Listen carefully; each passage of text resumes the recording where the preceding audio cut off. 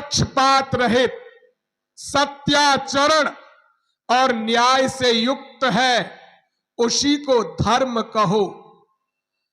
इसके विपरीत कुछ मत करो। जो की त्यो शब्द है ऋषि के। किंतु इसी की प्राप्ति के लिए हर दिन पुरुषार्थ करो, जिससे तुम्हारा सुख बढ़ता जाए और कभी दुख न हो। ये धर्म को बताते हैं ऋषभ। क्या पक्षपात हम राष्ट्रीय कर्तव्य के साथ नहीं कर रहे? क्या पक्षपात सामाजिक कर्तव्य के साथ नहीं कर रहे? क्या अंतरराष्ट्रीय स्तर पर हम पक्षपात नहीं कर रहे? यदि पक्षपात है तो धर्म नहीं है, और धर्म है तो पक्षपात रहित हमको रहना पड़ेगा। हमें हमेशा तो ईश्वर को उम्मीद थी, आप ही तो उनके मानस पुत्र हो, आपको खड़ा होना पड़ेगा, नहीं तो वो दिन दूर नहीं है। आज अगर खामोश रहे तो कल सन्नाटा छाएगा, आग लगेगी हर बस्ती में, याद दयानंद आएगा। देश के हालात बहुत अच्छे नहीं है। मैं सूत्र रूप में ही कहना चाहता हूं, बहुत अच्छी स्थिति नहीं है। आपको खड़ा होना पड़ेगा। वेद के सूक्ति के द्वारा चरे वेती चलते रहो। हमारा कब तक चलना है? हमारा ध्येय कृणवंतो विश्वमार्यम का है। जब तक धरती पर एक भी अनार्य है, एक भी अश्रेष्ठ है, तब तक हमारा लक्ष्य चलता ही रहेगा। बहुत बड़ा लक्ष्य है। लेकिन इससे पहले कृणवंतो विश्वमार्यम का अर्थ है विश्व कहते संपूर्ण को। हमको भी संपूर्ण रूप से आर्य बनना पड़ेगा। अगर सो गए जग का भाग्य सितारा सो जाएगा, अगर जागे भू पर फिर से परिवर्तन आएगा। सोने वालों जागो, जो सोए हैं उन्हें जगा दो, ढोंग रूढ़ियों के कचरे में फिर से आग लगा दो। ढोंग रूढ़ियों के कचरे में फिर से आग लगा दो।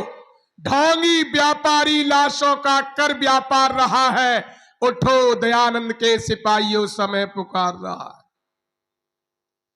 आपसे ही तो उम्मीद थी, आपको ही तो ईश्वर ने अपना मानस पुत्र कह करके आर्य समाज के, संसार के उपकार के लिए किया था। आपसे ही तो, आप ही तो एकमात्र सहारा है। जानते हैं, और जो जानता है वो नहीं करता है, बहुत बड़ा अपराधी होता है। आप ही जानते, भक्त जनों को तुम ही सच्चा शंकर दे सकते हो। तुम बिन कौन देगा? भक्त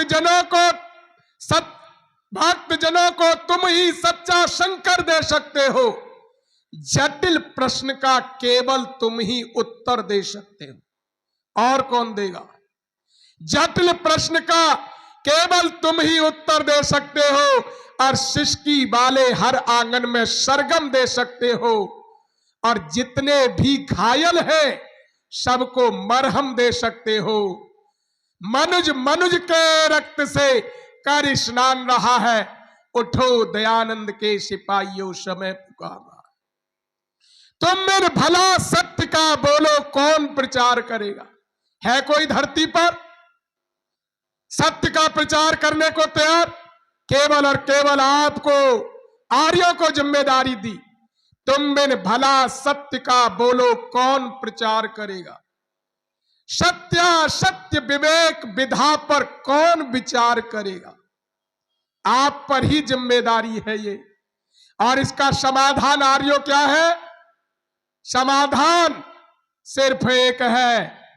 समाधान है ऋषि दयानंद को समझना। ऋषि दयानंद को समझ करके उन्होंने जो संसार के उपकार के लिए जो सामग्री हमको दी है, ऐसी उत्तम सामग्री किसी और के पास नहीं है। समाधान है कि लेकिन सबसे पहले हम खुद को आर्य बनाएं। समाधान है ये, हम आर्य बनेंगे तो संसार आर्य बनेगा। आचरण की भाषा मौन होती है। शायद मैंने 12वीं कक्षा में सरदार पूर्ण सिंह का गद्य गरिमा में पढ़ा था कि आचरण की जो भाषा है वो मौन होती है। निश्चित रूप से, लेकिन सबसे पहले तुम खुद को आर्य बनाओ, अपने बैर भाव तज कर फिर जग को समझाओ।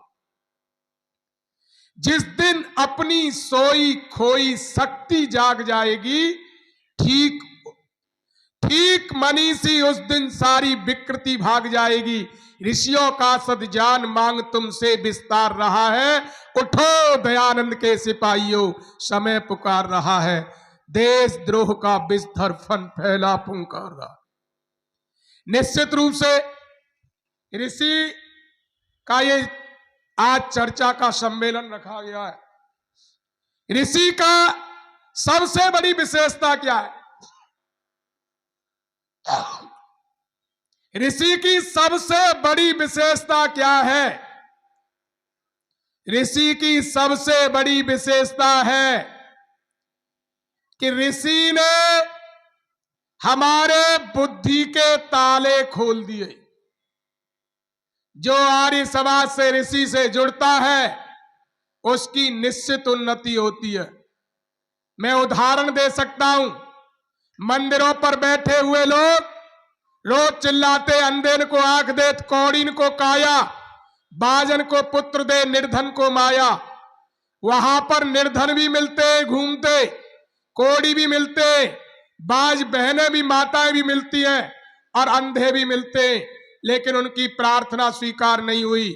लेकिन निश्चित रूप से जिसने आर्य समाज को, ऋषि दयानंद को समझ करके दैनिक यज्ञ करना प्रारंभ कर दिया, एक भी संसार में ऐसा उदाहरण नहीं मिला है जो दैनिक यज्ञ करता हो और उसकी उन्नति नहीं हुई हो।